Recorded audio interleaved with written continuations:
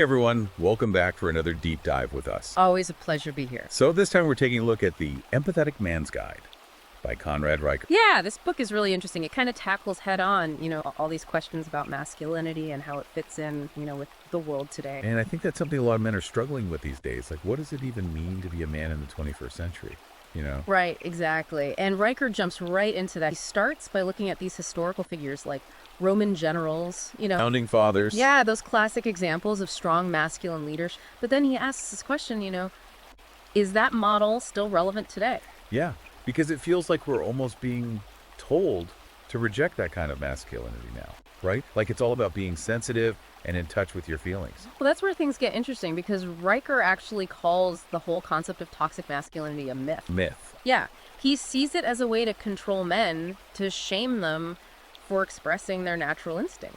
So he's not saying that men shouldn't be empathetic or compassionate. No, not at all. In fact, he argues that true strength comes from acknowledging those emotions, not burying them. So it's not about being one or the other, it's about finding that balance. Exactly. He even uses this term fragile alpha to describe men who are terrified to show any emotion for fear of appearing weak. It's like they're trapped in this performance, always having to appear strong and stoic. Right, and that can lead to all sorts of problems.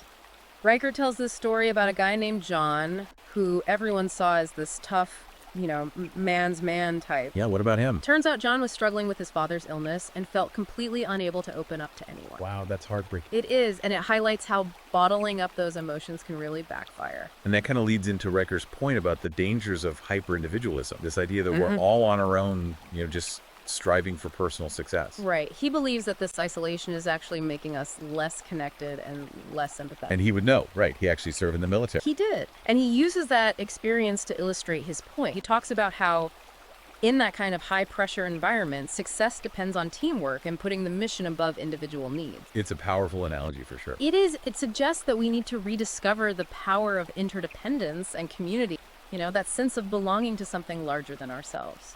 It makes you think about how much our society values individualism and competition, and whether that's actually hurting us in the long run. It's definitely something to consider now. Speaking of connections, Riker also dives into the age-old challenge of understanding women's emotion. Yeah, that's a topic that's been debated for centuries. It has, and Riker acknowledges that men and women are wired differently, that their brains process emotions in a more complex way. So he's not just saying men need to try harder or be more sensitive. No, he's actually looking at the science behind it. He talks about hormonal fluctuations, nonverbal cues, and even the fact that women tend to use more words than men when communicating. It's like we're speaking different languages sometimes. Right, but instead of throwing up his hands and saying it's impossible, he offers some really concrete advice. Like what? Well, he points out that communication goes beyond just words. He emphasizes the importance of body language and tone of voice. Oh yeah, I've heard that statistic before. Something like communication is 55% body language, 38% tone of voice, and only 7% words. Exactly. It's a good reminder for all of us to pay attention to those nonverbal cues. So it's not about trying to become a mind reader. It's about being more aware and attuned to the subtle signals people are sending. Precisely. And he also encourages men to ask clarifying questions, to avoid jumping to conclusions and to really make an effort to understand the other person's perspective. Which I think is a valuable skill in any relationship, really, not just romantic ones. Absolutely. It's about building those bridges of understanding. And one key bridge Riker highlights is fatherhood. He calls it a spiritual journey, one that's about teaching sons strength and teaching daughters how to expect to be treated by men. So it's about shaping future generations. It is. He even backs this up with some pretty powerful statistics. Children with involved fathers are significantly less likely to experience negative outcomes. Things like teen pregnancy or even incarceration. That's pretty significant. It is. It makes you think about the ripple effects of involved fatherhood. It's not just about being a dad. It's about shaping the kind of men and women our children will become. Riker actually gets personal here. He shares how becoming a father deepened his own understanding of empathy and spirituality. It's a powerful testament to the transformative power of fatherhood. This also ties back to his critique of what he calls cultural Marxism and the ways it's impacting our understanding of gender roles and family. Yeah, that's a pretty controversial topic. It is. He seems particularly concerned with how these ideologies are affecting the institutions that used to be pillars of our society. Things like education, media, even government. So he's talking about a pretty big shift in our culture. He goes back to the Frankfurt School and mentions thinkers like Nietzsche and Foucault who really question traditional morality and the foundations of Western civilization. And these ideas have really taken root, haven't they? They have. He even uses that phrase, long march through the institutions, to describe how these ideas have permeated academia, media, even government. So he's saying these ideologies are actively working to undermine our traditional values. He sees it as a kind of war on traditional masculinity, portraying it as toxic and oppressive. So what's the solution? Well, he calls for men to reclaim their spiritual foundations, to build strong communities, and to support one another through what he calls spiritual warfare. So it's about fighting back against these ideas. In a way, yes, but it's also about building something better, something stronger. He emphasizes that men need other men in their lives, not just for friendship, but for accountability and growth. He actually delves into some fascinating historical examples of brotherhood, like the Knights Templar and the Freemasons. Right? These weren't just social clubs, they were organizations with shared missions and values. He even points to the psychological benefits of these kinds of bonds. Things like reduced stress and increased empathy. It makes you think about how much we've lost in terms of those traditional male bonds with the rise of individualism. It's like we've become more isolated from each other. That's a really good point. Riker seems to be calling for a revival of those bonds, a return to those communities where men could rely on each other, challenge each other, and ultimately become better versions of themselves. And it's not just about personal growth either. He argues that those strong male bonds are essential for building strong families, strong communities, and ultimately a stronger world. It's that ripple effect again, starting with the individual and extending outward. So it's about more than just men getting together. It's about creating a better future for everyone. Exactly, and that's where Riker brings in the power of reason. He believes that men need to use their reasoning skills not just to understand the world, but to understand themselves. So he's talking about logic and critical thinking. Yes, but it's more than that. He sees reason as a tool for challenging societal norms, managing emotions, and ultimately achieving personal enlightenment. But he's not advocating for a purely cold logical approach, right? Oh, not at all. He emphasizes that reason needs to be balanced with empathy. It's about using logic to understand other perspectives, not to dismiss them. It's about finding that sweet spot between head and heart. Exactly. And this actually connects back to his ideas about understanding women. It's not about thinking exactly like them, but using reason to bridge the gap and gain a deeper understanding of their experience. So it's about using our minds to connect with our hearts and with others. Precisely. And ultimately, that leads to the core of Riker's message. The journey of self-discovery. He describes it as a process of peeling back the layers, confronting weaknesses, and ultimately becoming the best versions of ourselves. That's a powerful message for sure. It is, and it's a journey that requires honesty, courage, and a willingness to challenge ourselves. And that's something we can all strive for. Absolutely. It's about recognizing that we all have the potential for growth and transformation no matter where we are in life. I think that's a great place to leave it for now. We've covered a lot of ground in this first part of our deep dive into the empathetic man's guide. We have, and there's so much more to explore in the coming sections. Stay with us as we delve deeper into Riker's insights and discover how they can be applied to our lives and relationships. We'll be right back after a short break. So we've been talking about this idea of reclaiming true masculinity, and I think one of the things that Riker really hits on is this tension between strength and sensitivity. Yeah, it's like we're told to be both assertive and emotionally available, which can feel kind of contradictory. Exactly. He calls it a double bind, and it's something a lot of men struggle with, He uses that example of Robin Williams, right? He does, and it's such a poignant example because here's this guy who was incredibly successful, so full of life and vulnerability on stage, but clearly battling some serious inner demons. Yeah, it really highlights the complexity of being a man in today's world. Like how do you reconcile those seemingly opposite traits? Right, and Riker's point is that suppressing those natural masculine instincts can actually lead to some pretty destructive consequences. What kind of consequence? He talks about recklessness, Yeah. Unhealthy relationships, even self-destructive behaviors as potential outcomes. So it's not about denying those instincts, it's about finding healthy ways to express them. Exactly, and he gives some practical advice too. He talks about setting boundaries, learning to say no, and even being assertive when necessary. Yeah, that's something I think a lot of guys weren't taught growing up. It was almost like being assertive was seen as a bad thing. Right. It's like we were told to be nice guys all the time, which isn't always the best approach. Riker's saying that embracing those traditionally masculine traits within healthy boundaries, of course, is actually key to finding fulfillment. Absolutely. He challenges this idea that suppressing masculinity leads to a happier life. So he's saying it's actually the opposite. He argues that when men deny those aspects of themselves, they end up feeling less fulfilled, not more. That's an interesting perspective for sure. Something else that Riker emphasizes is the importance of brotherhood.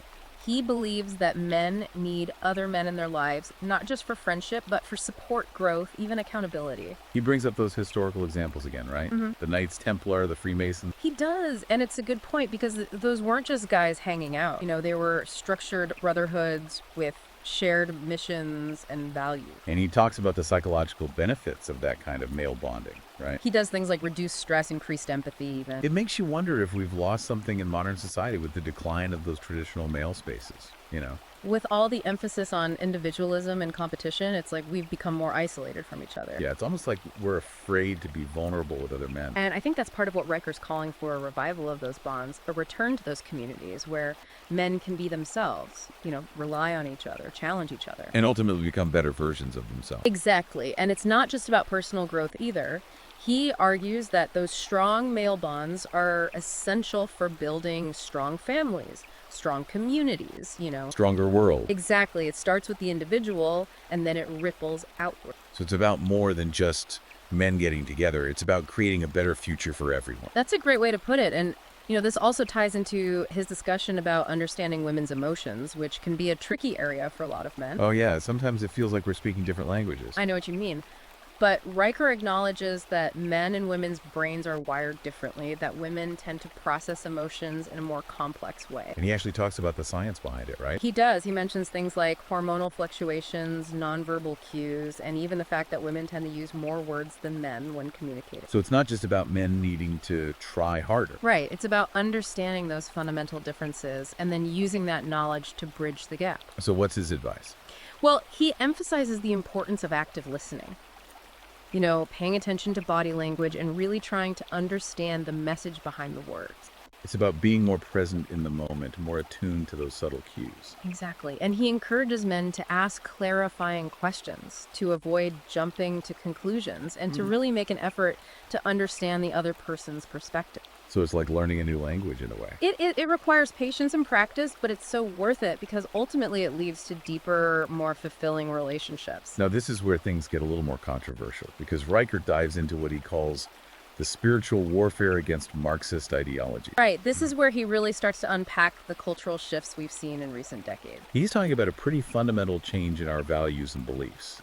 He is, and he argues that these ideologies have had a profound impact on our views of gender, family, and even spirituality. He goes back to the Frankfurt School again. He does, and he mentions those key thinkers like Nietzsche and Foucault who really challenged traditional morality and the foundations of Western civilization. And he's saying that those ideas have infiltrated our institutions. Exactly. He uses that phrase, long march through the institutions, to describe how these ideologies have spread through academia, the media, even government. So he's not just talking about some fringe movement. No, he's saying that these ideas have become mainstream and that they're having a real impact on our culture. And he sees this as a direct attack on traditional masculinity. He does. He argues that these ideologies portray masculinity as toxic and oppressive, and that they're actively working to undermine traditional gender roles. So what's his solution? Well, he calls for men to be aware of these influences and to actively resist them. He believes that we need to reclaim our spiritual foundations and rebuild those traditional institutions that have been eroded. So it's about pushing back against those cultural forces. In a way, yes, but it's also about building something better, something stronger. And he talks about the importance of critical thinking, right? Like questioning the narratives we're being fed. Exactly. He encourages men to be discerning, to think for themselves, and to not just accept what they're told. It's about taking ownership of our beliefs and values. And he also emphasizes the importance of personal responsibility. He's not just complaining about the state of the world, he's challenging men to take action. To be agents of change. Precisely, and that's where he introduces this idea of a brotherhood of empathetic warriors. A brotherhood of empathetic warriors. Yeah, it's kind of a paradoxical term, but it captures the essence of his message. So it's about being both strong and compassionate. Exactly. It's about men coming together to support each other, to challenge each other, and to fight for what they believe in. And that fight is about more than just winning an argument or proving a point. It's about creating a better world. A world where men can embrace their full potential without shame or guilt. And where those traditionally masculine traits like strength and courage are seen as assets, not liabilities. Exactly, and that leads us back to the power of reason, which is another key theme in Riker's work. He sees reason as an essential tool for men. He does. He argues that men need to use their reasoning skills not just to understand the world, but to understand themselves. So it's about logic and critical thinking. Yes, but it's also about using those skills to manage emotions, to challenge societal norms, and to ultimately achieve a higher level of understanding.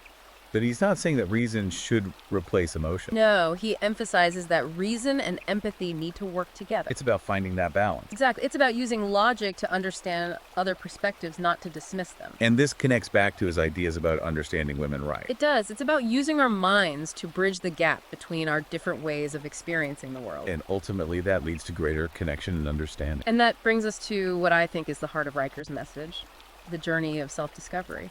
That's something we've been touching on throughout this conversation. It is, and it's a journey that's unique to each individual, but there are some common themes. Like what? Well, Riker talks about the importance of confronting our weaknesses, of challenging our comfort zones, of embracing new experiences. It's about continually pushing ourselves to grow and expand. Exactly. And he also talks about the importance of finding mentors, those individuals who can guide us and support us on our journeys. And he reminds us to be patient with ourselves. Yeah. Like growth takes time. It does. There's no quick fix. It's an ongoing process. And what I find really inspiring is how he connects personal growth to our impact on the world. Right. He argues that when we invest in ourselves, when we strive to become better men, we're also investing in our families, our communities, the world around us. It's that ripple effect again. Exactly. Our personal growth creates positive change that extends far beyond ourselves. It's about more than just self-improvement. It is. It's about creating a better future for everyone. So we've covered a lot of ground, in terms of like the big picture stuff. Right. But Riker also gets really practical in this book. Like he has a whole section on communication. Yeah, communication is key. It's the foundation of any healthy relationship. But it's not always easy,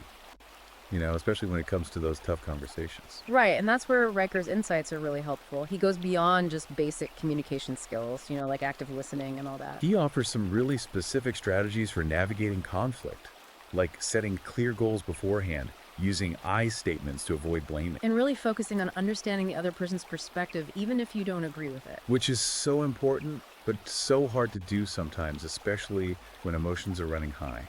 And what I find really interesting is how he links communication to empathy. So, Well, he argues that clear and compassionate communication is essential for building empathy, not just in our personal relationships, but also in society as a whole. it's about creating those bridges of understanding that we talked about. Exactly. And he also addresses the challenges of communication in the digital age, with social media and all that. Yeah, it's so easy to misinterpret things online or to say things you wouldn't say in person. Right. And he encourages men to be mindful of their online interactions, to avoid making assumptions, and to engage in respectful dialogue even when they disagree with someone. It's about remembering that there's a human being on the other side of the screen. And that's something we all need to be reminded of sometime. Another key area Riker explores is boundaries. Boundaries are so important. They're essential for any healthy relationship.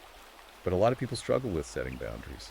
Whether they're either too rigid or too loose. Right. And Riker offers some great advice on finding that balance. He uses this analogy of a castle. A castle. Yeah, he says that healthy boundaries are like the walls of a castle. They protect what's inside without isolating it from the world. So it's not about shutting people out. It's about creating a safe and secure space for yourself. Exactly. And he talks about the importance of respecting other people's boundaries as well as being clear about your own. It's about mutual respect and understanding. And what's really interesting is how he connects boundaries to self-respect. How so? Well, he argues that when we set clear boundaries, we're essentially saying that we value ourselves and our well-being. And that self-respect allows us to build healthier, more fulfilling relationships with others. Exactly. It's like setting those boundaries is an act of self-care. Now let's talk about conflict resolution, because that's something that can be really challenging, even for the most empathetic among us. Conflict is inevitable in any relationship, but it doesn't have to be destructive. So how do we navigate conflict in a healthy way? Well, Riker offers some really practical advice. He starts by encouraging us to understand our own trigger, those things that tend to set us off emotionally. Like what kinds of things? It could be anything, really. Certain words, tones of voice, even facial expressions. Oh yeah, I know exactly what you mean. Right, and he says it's important to recognize those triggers and develop strategies for staying calm and centered when disagreements arise. Because if we're not aware of our triggers, we're more likely to react in a way that escalates the conflict. Exactly. And he also emphasizes the importance of empathy in conflict resolution. It's about trying to see things from the other person's perspective. Exactly. Even if you don't agree with them, it's important to try to understand their needs and motivation. And to avoid blaming or attacking them personally. Right. The goal is to find solutions that work for everyone involved. So it's about collaboration, not combat. Exactly. And he even offers tips for apologizing effectively, which I think a lot of us struggle with. Yeah, apologizing can be tough, especially if you don't feel like you were entirely in the wrong. But he emphasizes that a genuine apology is about taking responsibility for your actions, expressing remorse, and committing to doing better in the future. So it's not just about saying, I'm sorry. It's about actually showing that you're willing to change. Exactly. And what's really interesting is how he links conflict resolution back to this idea of masculinity. How so? Well, he argues that true strength lies not in avoiding conflict, but in navigating it effectively with empathy and understanding. It's about being able to engage in those tough conversations without letting them escalate into destructive arguments. Right, and he sees that as a key aspect of healthy masculinity. So it's not about being aggressive or dominant. It's about being assertive and compassionate. Exactly, and that brings us to something that's been woven throughout our entire conversation, personal growth. That's something Riker comes back to again and again. He sees it as a lifelong journey of learning, evolving, and becoming the best versions of ourselves. And he offers a lot of practical advice on how to do that. He does. He talks about setting goals, challenging our comfort zones, embracing new experiences. It's about continually pushing ourselves to grow and expand. Exactly.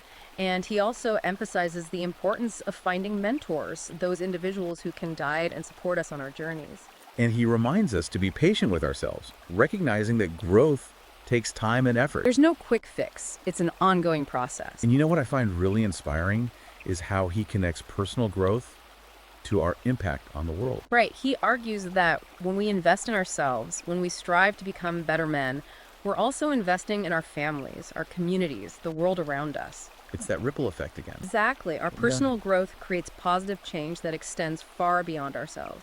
So as we wrap up this deep dive into the Empathetic Man's Guide, I want to thank you for joining us on this journey. It's been a pleasure exploring these ideas with you. And if you're interested in learning more about Riker's work, you can find his book, The Empathetic Man's Guide, on Amazon Kindle and Google Play Books. It's a valuable resource for anyone who wants to understand masculinity in a new light. And to create a more empathetic and fulfilling life for themselves and for the world around them. Thanks for listening, everyone.